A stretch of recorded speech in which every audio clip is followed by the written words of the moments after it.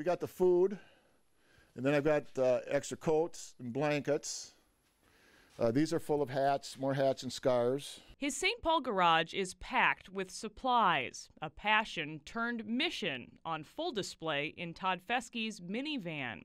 You've put a lot of miles on this van. Yeah, it's got about 166,000 on it right now. Just had to put tires on it, and it gets me through. But and this is where the stockpile is. Yeah, I got my little Walmart on wheels, to be honest with you. For more than a year, Todd has spent at least a few days a week walking with a purpose, finding the homeless far from any shelter. What I try to emphasize is when I talk homeless and the people I deal with, I talk chronic homeless. By definition, they have been in an uninhabitable situation for at least a year or 4 times in the last 3 years. They will be diagnosed with either a mental or a physical illness. Most of them, not even also, but a lot of them have abuse issues, behavioral issues. These are the people I deal with.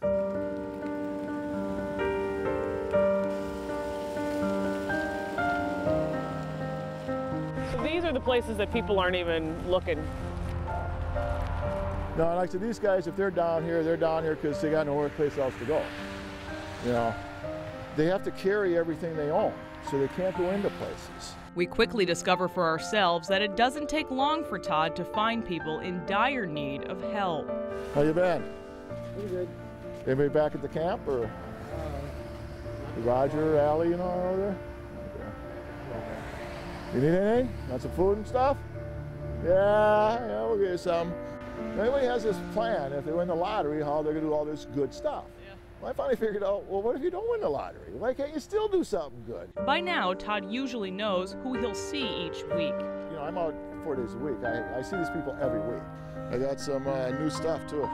He'd been walking through St. Paul for years when he realized there were places hiding a vulnerable population. Instead of walking for the heck of it, I started walking with a purpose, and I started carrying more stuff.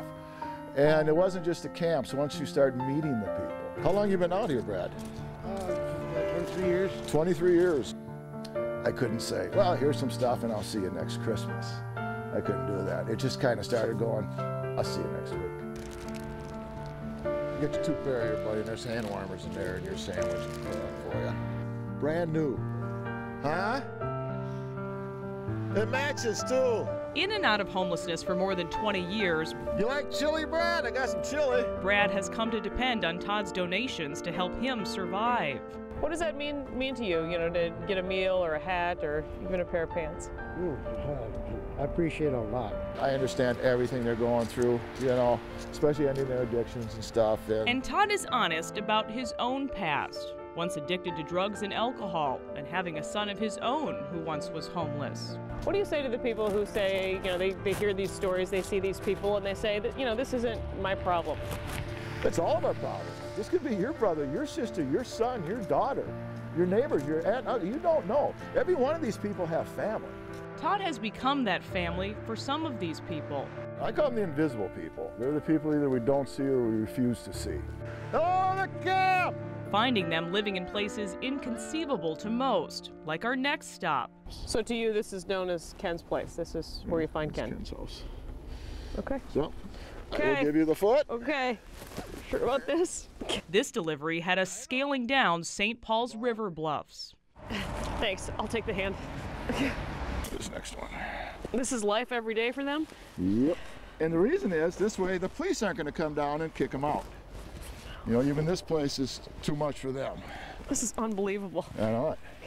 Imagine carrying your water and everything else you need down here, fuel. Surrounded by random clothes and other items carved into the bluffs is a small cave that for months has served as a home for Ken. Well, it don't bother me as long as I got a little heat. You see the big heavy sleeping bag. People ask me, why would somebody lay out there and freeze? Why wouldn't they go someplace warm? And when they first asked me that, I didn't know the answer. But I know it now. He was home. How about candles? Here, I got you. Here, take these two. My people aren't homeless. That tent, that cave, that bridge, that's their home. You still got your fishing stuff, I hope. Todd is dedicated to changing that definition and providing a proper home.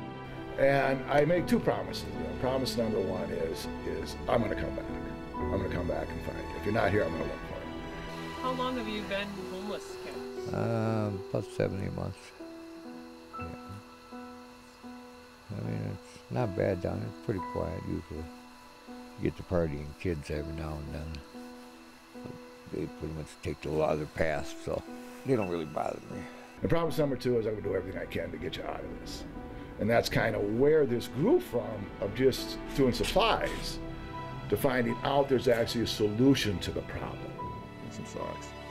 He believes that solution lies in what's called a tiny home village, creating a micro-community of sorts by putting the homeless in a safe environment first, then working through their issues. Cities that have implemented the blueprint in the past have reported successful outcomes, along with big savings to taxpayers. Todd is working with other nonprofits and contractors, still pushing City Hall to listen to his plan.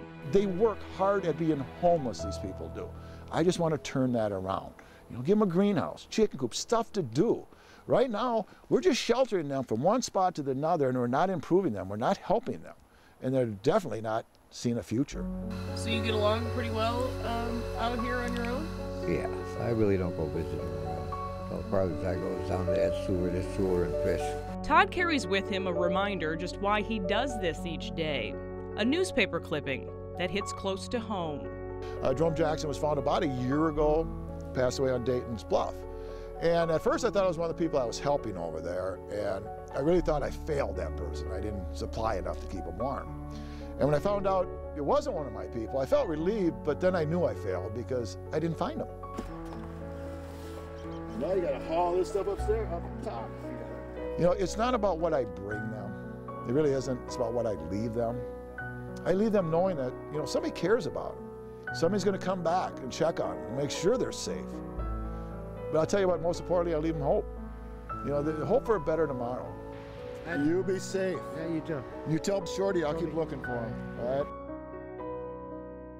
right? Life to the Max is brought to you by Life Touch, photography for a lifetime.